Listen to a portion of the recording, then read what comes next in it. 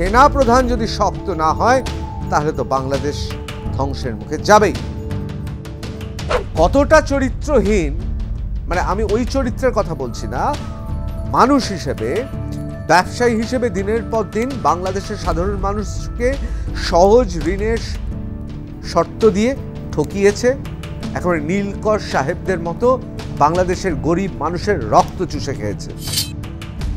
এই লোকটি নোবেল পুরস্কার ক্লিন্টনদের পদসেবা করে, সে আসল কাজটা করছে না এবং বাংলাদেশকে ক্রমশ ধ্বংসের মুখে ফেলে দিচ্ছে।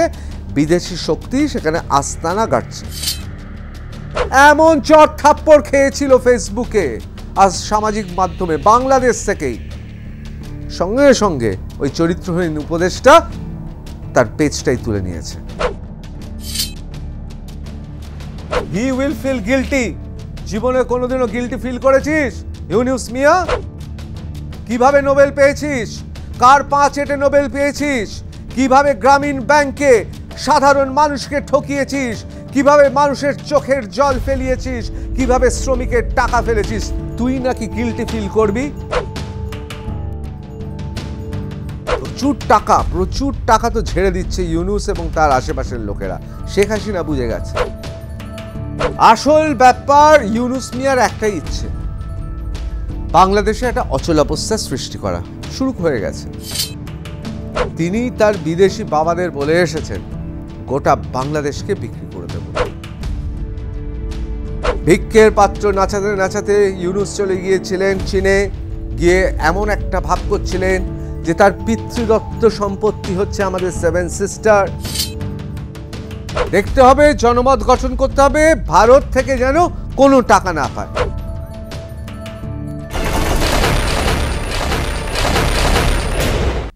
ধ্বংসের মুখে বাংলাদেশ কি ভাবছেন? অত্যুক্তি না। গণতন্ত্র ধ্বংস বাংলাদেশে হয়েই গিয়েছে।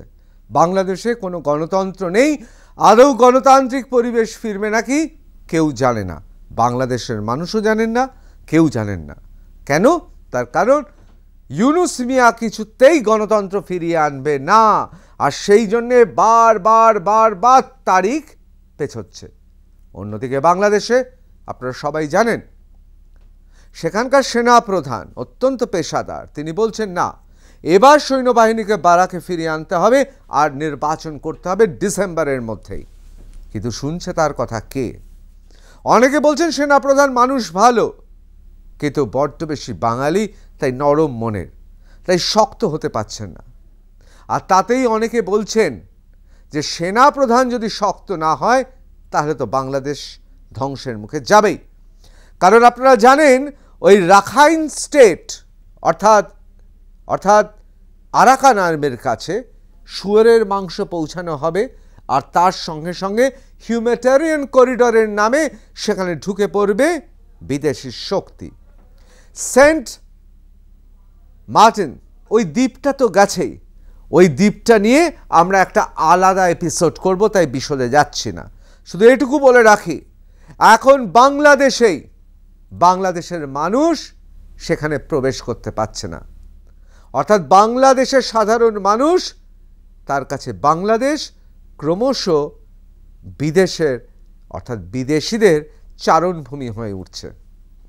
আর সেই জন্যই বলছি বাংলাদেশ ধ্বংসের মুখে Bangladesh post Awami ban, Yunus cites crisis amid mounting pressure to hold polls। আসলে এই মিয়া অর্থাৎ ইউনুস মিয়া, তাকে অন্তর্বর্তী সরকার করার কারণই হচ্ছে একটা রোডম্যাপ তৈরি করতে হবে কিভাবে নির্বাচন হবে। কারণ জনতার ম্যান্ডেট নিয়ে তো আসেনি, জনতার ম্যান্ডেট নিয়ে, অর্থাৎ জনগণ তো তাকে বসায়নি, অর্থাৎ বাংলাদেশের মানুষ তো তাকে এই মুহূর্তে গদিতে বসায়নি। সুতরাং মসনদে তিনি বসে আছেন শুধুমাত্র একটা ব্যবস্থার অংশ হিসেবে। আর প্রশ্ন উঠছে এই লোকটার গণতন্ত্রকে, এই লোকটিকে নিয়ে আসা হয়েছিল কারণ সবাই তো জানে না ওর পিএইচডির ব্যাপার, সবাই জানে না ওর নোবেল পুরস্কারের ব্যাপার। আমি ওনার অন্যান্য বিষয়ে যাচ্ছি না, মানে অন্যান্য তার সংসার, বিয়ে, তার সম্পর্ক, আমি এসব বিষয়ে যাচ্ছি না।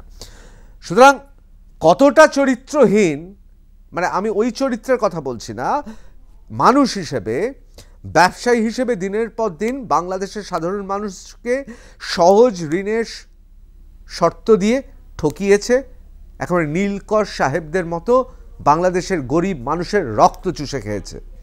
আবার এই মানুষটা শ্রম আইন লঙ্ঘন করেছে, লঙ্ঘন করে পালিয়ে বেড়াচ্ছিল আসামির মতো।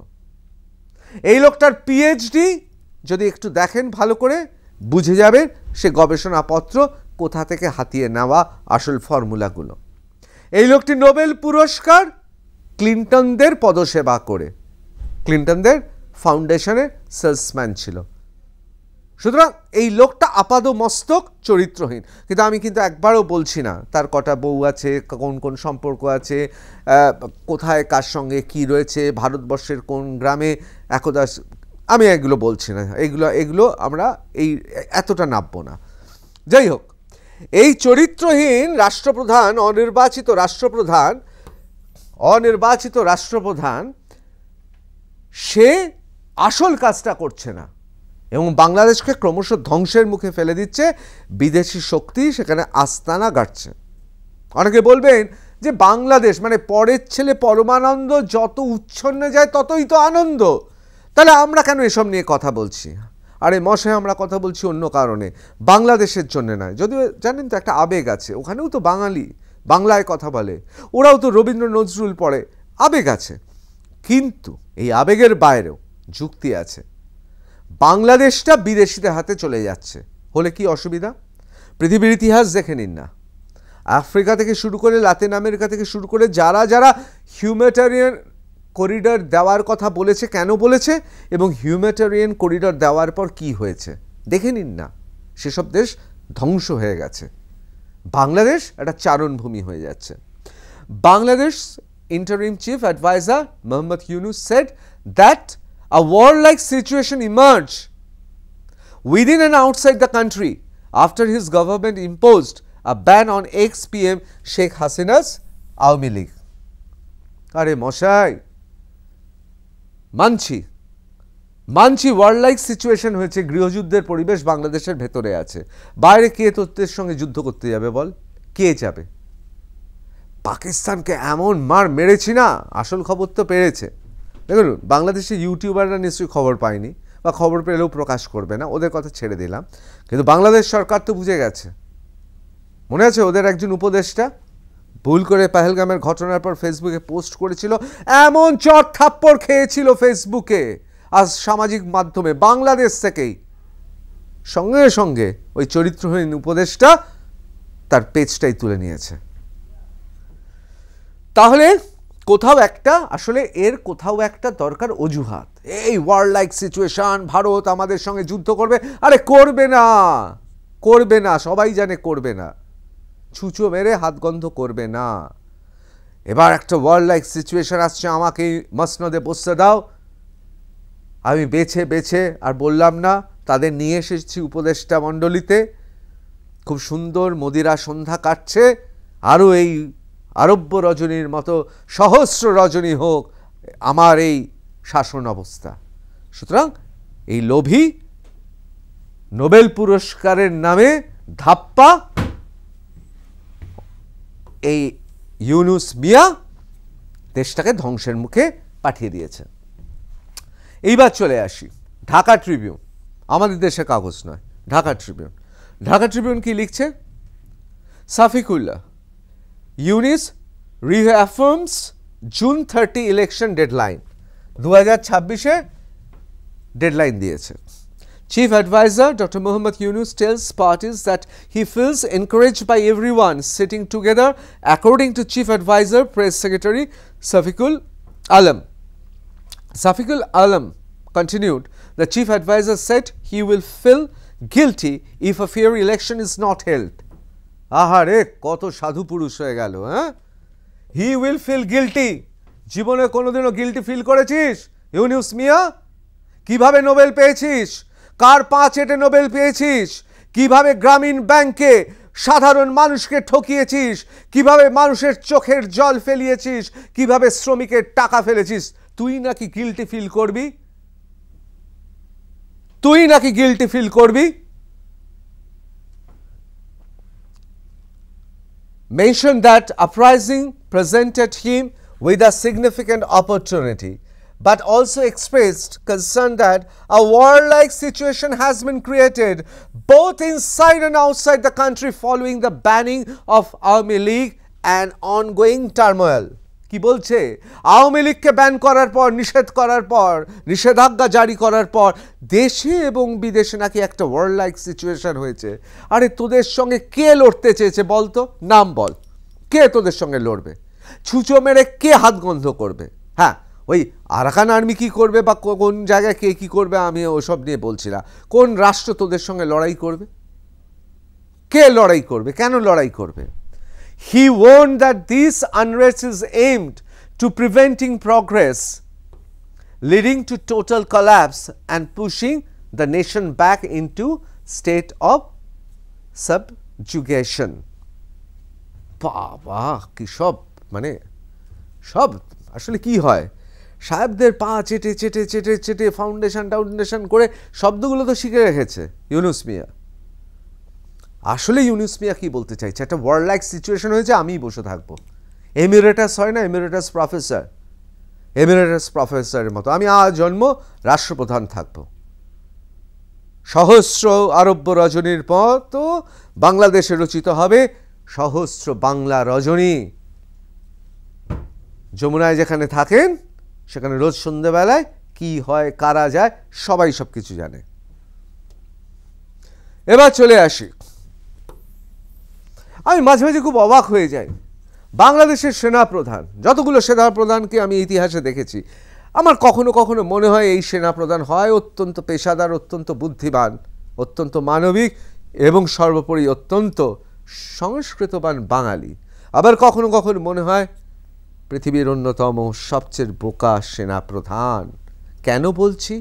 তার কারণ প্রতিটা মুহূর্তে এই ইউনুস যাকে গণতন্ত্র প্রতিষ্ঠার জন্য সেনাপ্রধান নিয়ে এসে বসালেন, তা নাহলে শেখ হাসিনা পালিয়ে যাওয়ার পর কি হয়, সাধারণ ক্ষেত্রে কি হয়, বাংলাদেশ পাকিস্তানের মতো দেশগুলোতে যেখানে গণতন্ত্র বলে কিছু নেই, সেখানে কি হয়, টলমলে গণতন্ত্রের সুযোগ নিয়ে সেনাপ্রধানই বসে পড়ে, আমি অন্তর্বর্তী সরকার চালাবো, সেনাই চালাবে, আমরা ইলেকশন করব। ইনি নিয়ে চলে এলেন ইউনুসকে। অপছন্দ ছিল, কিন্তু নিজের বুকে পাথর চেপে ইউনুসকে নিয়ে এলেন। তারপর কি করছে? ইউনুস নাকে দড়ি দিয়ে ঘোরাচ্ছে। বৃদ্ধ ইউনুস এরকম একটা তাগড়া জোয়ান, আমি জোয়ান বলছি কোট আন কোট, চেহারা তো সুন্দর, ইউনুসের মতো তো বুড়ো হাবড়া নয়, সে পাচ্ছে না। পারবে কি করে? একটা পেশাদার মানুষ। General Waqar-uz-Zaman was reported to have told officers on Wednesday that the election should be held by December this year, if not earlier. অর্থাৎ ডিসেম্বরে নির্বাচন করতেই হবে, if not earlier, তার আগে হলে আরও ভালো। According to Bangladeshi newspaper. কে বলছে? দ্য হিন্দু বলছে। কিন্তু এই নির্বাচন কি করতে দেবে না? কেন করতে দেবে না? তাহলে দেশ বিক্রি করবে কি করে? এই লোকটা তো সারা জীবন বিক্রি করেই খেয়েছে। গ্রামীণ ব্যাংক বিক্রি করে কোটি কোটি টাকা, গ্রামীণ ব্যাংকের নামে গরিব মানুষকে ঠকিয়ে কোটি কোটি টাকা, শ্রমিকের অর্থ মেরে কোটি কোটি টাকা। সুতরাং এই লোকটা ছাড়বে না, এ গোটা বাংলাদেশকে বিক্রি করবে এবং বাংলাদেশের শেষ পর্যন্ত এ থাকবে। বলেছে মার্কিন যুক্তরাষ্ট্রকে, প্রথমে ডেমোক্র্যাটদের হাতে পায়ে ধরে এসেছিল, তারপর সেখান থেকে তার বাবা অর্থাৎ আমরা জানি জো বাইডেন এবং ডেমোক্র্যাটসরা হেরে গেছে, তখন পিতৃহারা হয়ে গেছে। ডোনাল্ড ট্রাম্প তো এসে দেখেছে রিপোর্ট, আমাকে হারানোর জন্য টাকা দিয়েছিল ইউনুস, মানে নিজের টাকা নিশ্চয়ই নয়, অন্যখান থেকে তুলে। এই লোকটা নিজে এক পয়সাও, মানে ওনার সম্পর্কে বলা হয় মলমূত্র ছাড়া জীবনে কিচ্ছু ত্যাগ করেন না, সুতরাং কোনো অর্থ তিনি কাউকে দিয়েছেন এটা ভাবলেও আশ্চর্য লাগে। তাই এই কিপ্টে লোকটা, মহা কিপ্টে, এমনি সব সঞ্চয়ন করে রাখে নিজের জন্যে, কিচ্ছু দেবে না। তাই এই লোকটা আসলে গোটা দেশটাকে বিক্রি করতে চেয়েছে। তারপর তো চীনে চলে গেল কৌটো নাচাতে, তারপর কোথায় গিয়েছে এখন শেষ মুহূর্তের খবরও আজকে দেব। যাই হোক, report suggest that the Zaman intends to bring together the parties of Sheikh Hasina and Khaleda Zia to contest the national elections if he fails to wrest control from Yunus. Insiders claim he favors a quiet takeover of Bangladeshi politics to manage the situation temporarily. The military reportedly believes that delaying election violates constitutional principles and could pressure President Mohammad Shahabuddin to declare a state of emergency. হচ্ছে না কেন? এই যে দেশে রাষ্ট্রপ্রধান নির্বাচিত নয়, দিনের পর দিন কাটিয়ে দিচ্ছেন এইরকম ভ্যানতারা কষে, সেই রাষ্ট্রপতিকে এই রাষ্ট্রপতির উচিত তাদের সংবিধান মতে এটা যেহেতু ভায়োলেশন, মানে এটা যেহেতু ভায়োলেট করছে তো ওদের কনস্টিটিউশন অর্থাৎ ওদের যে সাংবিধানিক প্রিন্সিপাল রয়েছে তাই ওদের সাংবিধানিক নীতি বিরুদ্ধ, সেই জন্যে বলা হচ্ছে রাষ্ট্রপতি শাহাবুদ্দিন কেন ডিক্লেয়ার করছে না state of emergency. Intelligence sources note that the legal basis of the interim government is unstable as Bangladesh's constitution requires election to be held within 90 days of a government's dissolution. এটি সরকার পড়ে যাওয়ার 90 দিন অর্থাৎ 3 মাসের মধ্যে সরকার গড়তে হবে। অর্থাৎ বাংলাদেশে তাদের সংবিধান সেই সংবিধানকেই তারা মানছে না। কাউন্টডাউন ফর ইউনুস, অর্থাৎ ইউনুসের দিন কি গোনা শুরু হয়ে গেছে? Bangladesh army chief not ready to wait until June for election. Report বেরিয়ে গেছে ফার্স্ট পোস্টে রিপোর্ট। এবার আমরা চলে যাই government seek 1 billion budget support from Japan. ভিক্ষের পাত্র নাচাতে নাচাতে ইউনুস চলে গিয়েছিলেন চীনে, গিয়ে এমন একটা ভাব করছিলেন যে তার পিতৃদত্ত সম্পত্তি হচ্ছে আমাদের 7 সিস্টার এবং সেটি ল্যান্ডলকড, এবং তাহার পিতৃদেব তাহাকে অভিভাবক ঘোষণা করে গিয়েছিলেন সাগরের, যে কারণে বলেছিলেন মানে বাংলাদেশ নাকি গার্ডিয়ান অফ ওশান। সেখানে কোনো লাভ হয়নি। চীনারা অত্যন্ত বিচক্ষণ বুদ্ধিমান, জানে ইউনুসকে কীভাবে ট্যাকেল করতে হয়। ইউনুসকে এমন একটা কথা বলেছে, ইউনুস বুঝে গেছে আসলে ভারতের সঙ্গে এই মুহূর্তে পাঙ্গা নেবে না চীন, সেটা চীন জানে, গোটা দুনিয়া জানে, মোহাম্মদ ইউনুস জানতেন না, আর সেই জন্য গিয়েছিলেন। এখন গিয়ে তো অবস্থা খারাপ।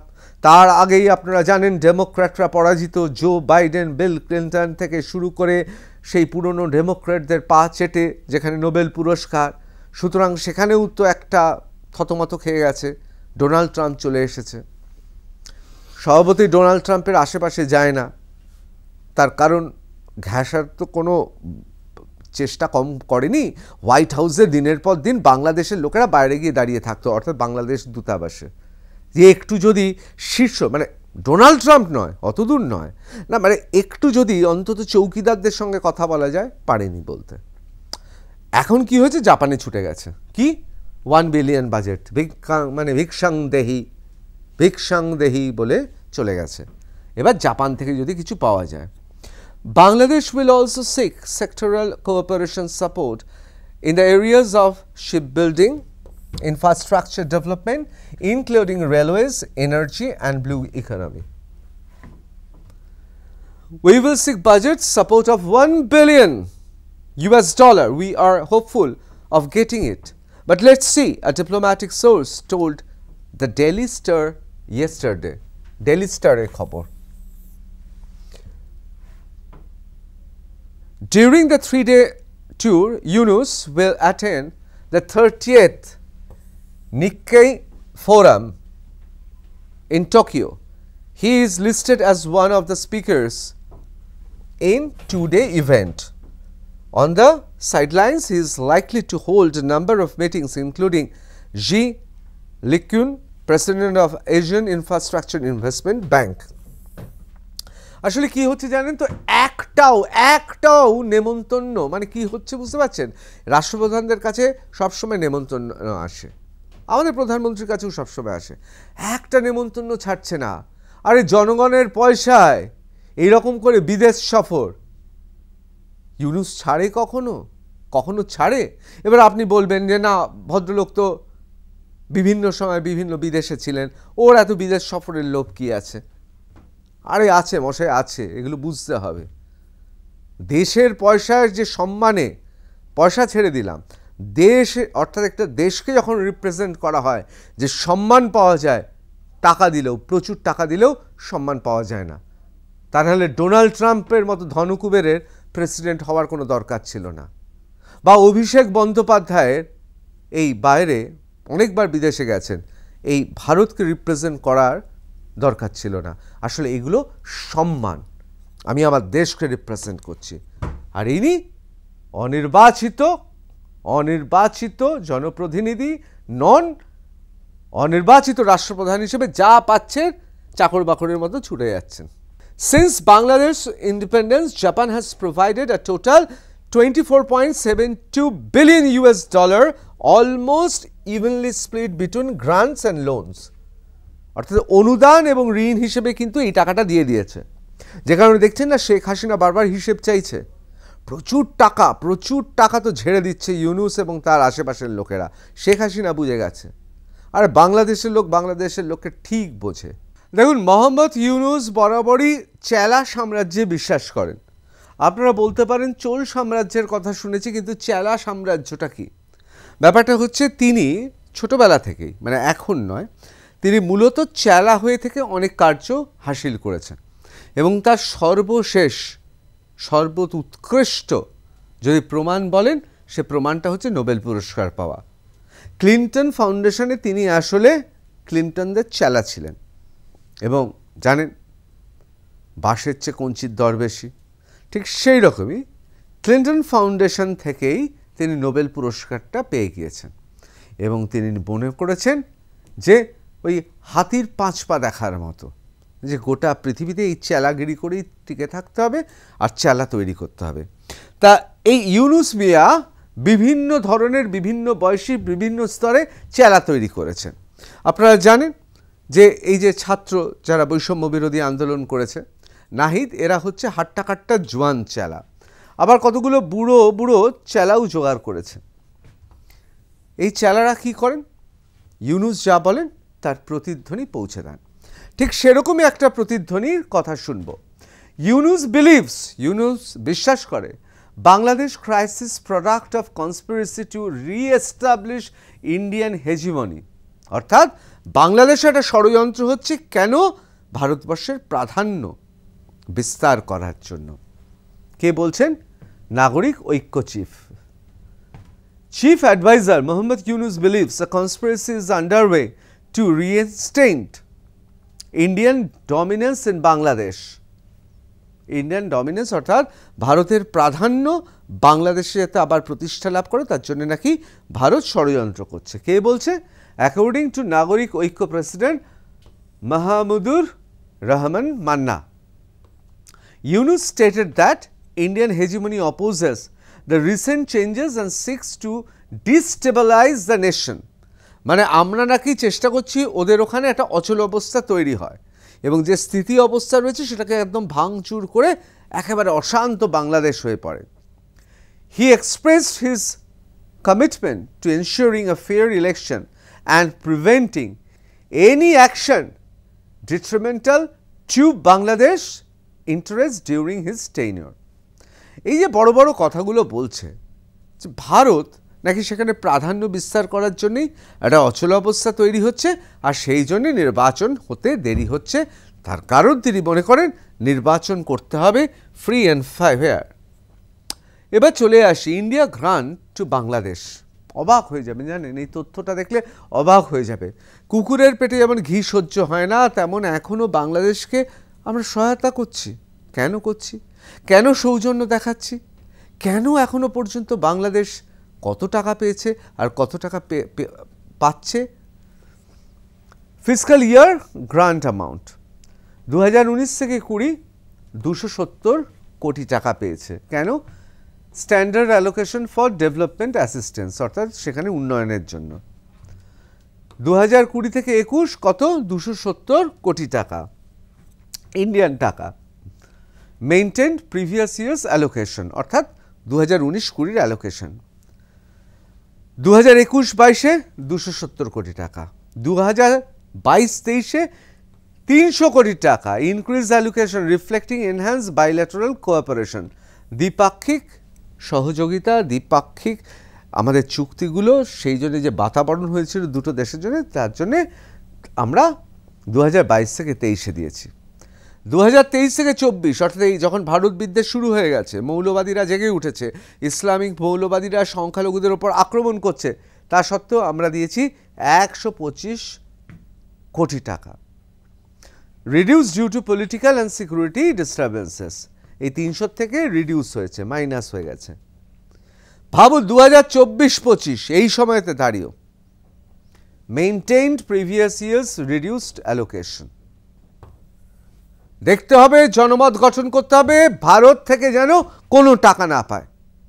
আমি তো আরও এক ধাপ এগিয়ে বলবো, যেভাবে সংখ্যালঘু নিধন চলছে, যেভাবে ভারত বিদ্বেষ চলছে, যেভাবে ইসলামিক সন্ত্রাসবাদীরা সক্রিয় হয়ে উঠেছে, যেভাবে বাংলাদেশ পাকিস্তানের রক্ষিতা হয়ে উঠেছে, জানি সেখানে শুভবুদ্ধি সম্পন্ন মানুষ আছে, সেখানেও বাঙালি রয়েছেন আমার আপনার মতো, তারা রবীন্দ্র নজরুল পড়েন, তা সত্ত্বেও বুকে পাথর রেখে বলছি একটা টাকাও আর দেওয়া উচিত না। এমনকি বাংলাদেশের সঙ্গে সমস্ত আর্থিক সম্পর্কও বন্ধ করা উচিত, এমনকি টাকা লেনদেন, ব্যাংকিং সিস্টেম সব বন্ধ করা উচিত। এবার চলে আসি, Bangladesh government employees halt protest as government promises to review controversial law. এখানেই খুব গুরুত্বপূর্ণ, কি কন্ট্রোভার্সিয়াল লটা, কি নিয়ে বিতর্ক? After 4 days of protest against Mohammad Yunus-led interim government in Bangladesh at the State Secretariat in Dhaka demanding the repeal of Public Service Amendment Ordinance 2025, এই নিয়ে বিতর্ক চলছে এবং হেভি সিকিউরিটি ডিপ্লয়েড হয়েছে। ডেইলি স্টার বলছে যে ওখানে বাংলাদেশের বর্ডার গার্ড অর্থাৎ BGB along with the police, special weapons and tactics অর্থাৎ SWAT unit, elite anti crime rapid action battalion যাকে র্যাব বলা হয়, এরা এন্ট্রান্স অফ দ্য সেক্রেটারিয়েট দাঁড়িয়ে রয়েছে। Had also band the entry of journalist and visitors to the premises. ভাবতে পারছেন, আসল ব্যাপার ইউনুস মিয়ার একটাই ইচ্ছে, বাংলাদেশে একটা অচলাবস্থা সৃষ্টি করা। শুরু হয়ে গেছে, তা নাহলে র্যাব নামাতে হয় না, তা না হলে সোয়াটকে নামাতে হয় না, জার্নালিস্ট এবং অন্যান্য ভিজিটারদের ওই আশেপাশে ঢুকতে দেওয়া হচ্ছে না। সুতরাং শুরু হয়ে গেছে, যে কথা যে চেষ্টাটা বারবার চেষ্টা করছিলেন সেই চেষ্টাটা শুরু হয়ে গেছে। ভারতের সঙ্গে পায়ে পা লাগিয়ে ঝগড়া করার চেষ্টা করছেন, কারণ ইউনুস মিয়া জানেন ঘরে এবং বাইরে যদি শান্তি বিরাজ করে তাহলে যার সবচেয়ে বেশি জীবনে অশান্তি নেমে আসবে তার নাম ইউনুস মিয়া। তাকে ক্ষমতা ছাড়তে হবে, ভোট করব না, এই জন্য একটা যুদ্ধের পরিস্থিতি সৃষ্টি করছে। Tensions flare at India Bangladesh border over, এই যে tension has again arisen at the Sitai and Sitalkuchi borders of Coochbehar. কোচবিহারে according to BSF sources around 14 Bangladeshis were trying to enter India at Koimari in Sitai, Sagorbari and Shalbari borders of Shitolkuchi, অর্থাৎ সিতাই আর শীতলকুচি দিয়ে ঢোকার চেষ্টা করছিল 14 জন। The BSF stop them, BSF অর্থাৎ আমাদের border security force তাদের আটকে দিয়েছে। They are currently sitting at the border. In this situation a flag meeting has been called between BSF and Bangladesh border guard a day ago, একদিন আগে। Some residents of Bangladesh tried to smuggle a mentally unstable Bangladeshi youth, একটি অপ্রকৃতস্থ এক বাংলাদেশিকে ঢুকিয়ে দেওয়ার চেষ্টা করছিল, into India at Mekhliganj border. The youth returned to Bangladesh after being stopped by BSF. BSF stop করে দিয়েছে, সেখানে পুলিশও মোতায়েন রয়েছে, অর্থাৎ আমাদের সতর্ক থাকতে হবে। আসলে এই যে পুশ করে দেওয়া, ঢুকিয়ে দেওয়া, অনুপ্রবেশ করানোর চেষ্টা, আসলে সীমান্তে যে কোনো মূল্যে চাইছে সীমান্তে একটা গণ্ডগোল হোক। তাহলে মোহাম্মদ ইউনুসের কী সুবিধা? সুবিধা এটাই যে সে অনির্বাচিত রাষ্ট্রপ্রধান হয়ে গদিতে টিকে থাকতে পারবে। এই গদিতে টিকে থাকার জন্য সে এই ধরনের ঘটনা ঘটছে, অর্থাৎ একদিকে ঘরে, অন্যদিকে বাইরে, চারিদিকে যুদ্ধকালীন পরিস্থিতি। এর মধ্যে ও দুটো উদ্দেশ্য সাধিত হবে। এক, নির্বাচন করতে হবে না, অনির্বাচিত রাষ্ট্রপ্রধান হিসেবে বহাল তবিয়তে থেকে যাবে এবং একের পর এক রজনী কাটবে যমুনা ভবনে বাংলাদেশের রাষ্ট্রপ্রধান হিসেবে, এবং আরব্য রজনীর মতো বাংলাদেশ রজনী বলে আমাদের উপাখ্যান পড়তে হবে, লিখতে হবে, এটাই তিনি চান। দ্বিতীয়ত, তিনি তার বিদেশি বাবাদের বলে এসেছেন গোটা বাংলাদেশকে বিক্রি করে দেব। তা ওদের দেশ ওরা বিক্রি করুক, ওরা ফেলে দিক, ওরা যা খুশি করুক, আমাদের কিছু এসে যায় না। কিন্তু এসে যায় তার কারণ ভারতবর্ষের সামনে সেখানের একটি দ্বীপে বাংলাদেশিরা ঢুকতে পারছে না, বিদেশিদের হাতে চলে যাচ্ছে গোটা দেশটা, এবং চীন থেকে শুরু করে মার্কিন যুক্তরাষ্ট্র থেকে শুরু করে সবাই যেন জন্মদিনের কেকের মতো কাটাকুটি করে ভাগাভাগি করে নিয়ে নেবে। তাতে আমাদের অসুবিধা কি? আমাদের নাকের সামনে বৈদেশিক শক্তি এসে বসবে। আপনারা জানেন যে আমরা ইতিমধ্যেই ভারত অর্থনীতিতে এমন একটা জায়গায় পৌঁছে গিয়েছে, এবং আপনারা গোটা পৃথিবীতে দেখেছেন অর্থনীতিতে যারা এগিয়েছে তারাই সামরিক ক্ষেত্রে এগিয়ে গিয়েছে, তারা অন্যান্য ক্ষেত্রে এগিয়ে গিয়েছে। সুতরাং আমরা এগোচ্ছি। 2030, 2040, 2047 ভারত কোথায় পৌঁছে যাবে? সেই জায়গায় দাঁড়িয়ে আমাদের প্রতিবেশীর আশেপাশে বা প্রতিবেশী দেশে যদি বিদেশি শক্তির আনাগোনা হয়, সেটা হচ্ছে ঈর্ষা থেকে। আমরা পাকিস্তান, বাংলাদেশ আমাদের প্রতিপক্ষ নয়, একেবারে ছাড় পোকা। কিন্তু এটা মনে রাখতে হবে, আপনি যত বড় হবেন আপনার শত্রুরা হচ্ছে তত বেশি কঠিন আকার ধারণ করবে। কেন? তার কারণ ভারতকে আটকাতে হবে। বাংলাদেশ, পাকিস্তান এটা তো কিছুই না। দেখুন, জিও পলিটিক্সে চীন এখন যে জায়গায় পৌঁছে গেছে, তাতে পাকিস্তান যেভাবে ঋণের টাকা দিচ্ছে, অস্ত্র দিচ্ছে, গোটা পাকিস্তান তারা কিনে নিয়েছে। কিন্তু পাকিস্তানের বিরল খনিজ পদার্থ দিয়ে, প্রাকৃতিক জিনিস দিয়ে তো দাম মেটাতে পারবে না। সুতরাং পাকিস্তান হচ্ছে তাদের ভারতের নাকের ডগায় এমন একটা স্ট্র্যাটেজিক লোকেশন যেখানে চীন যে কোনো দিন ব্যবহার করতে পারে। আবার অন্যদিকে দেখুন বাংলাদেশ, এই মুহূর্তে ওই যে বাংলাদেশের একটি সরকারি ব্যাংকের এক সহকারী, তিনিও সহকারী নির্দেশকের ভূমিকায় আছেন, সেই মহিলা সে নাকি পাকিস্তানের দূতাবাসে যিনি রয়েছেন তার রক্ষিতা। এই মর্মে তার স্ত্রী চিঠি দিয়েছে ইসলামাবাদে, যে কারণে তাকে ইসলামাবাদে ডেকে নেওয়া হয়েছে। যে কারণে অনেকে বলছেন এটা খুব প্রতীকী। আসলে বাংলাদেশ যত দিন যাচ্ছে সন্ত্রাসবাদী, জঙ্গি, ইসলামিক মৌলবাদীদের কারণে পাকিস্তানের রক্ষিতা হিসেবে ব্যবহার করছে বাংলাদেশকে। সুতরাং এগুলো হচ্ছে সব স্ট্র্যাটেজিক পয়েন্ট। অর্থাৎ বকলমে বিদেশি শক্তি, অর্থাৎ বাংলাদেশ বা পাকিস্তানে বিদেশি শক্তির আনাগোনা বাড়ছে, যেটা ভারতবর্ষ আগামী দিনে সুপার পাওয়ার হতে চলেছে, এসব বরদাস্ত করবে না।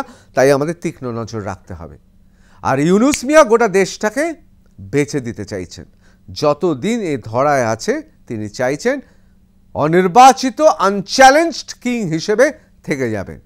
কিন্তু ভারত কি মানবে? বাংলাদেশের মানুষ কি মানবে? তার কারণ আমি এখনো বিশ্বাস করি যে বাংলাদেশের মানুষ তার রবীন্দ্রনাথ, নজরুল পড়ে, সেখানেও শুভবুদ্ধি সম্পন্ন মানুষ আছে। আর ভারত চায় না কোনো প্রতিবেশী দখল করতে, কোনো প্রতিবেশীর এক ছটাক জমিও দখল করতে চায় না। কিন্তু ভারতবর্ষ চায় তার সংবিধান, তার সার্বভৌমত্ব এবং তার দেশের মর্যাদা রক্ষা করতে। সুতরাং আমাদের সতর্ক দৃষ্টি রাখতে হবে, ওইদিকে পাকিস্তানের দিকে, এইদিকে বাংলাদেশের দিকে। জয় হিন্দ।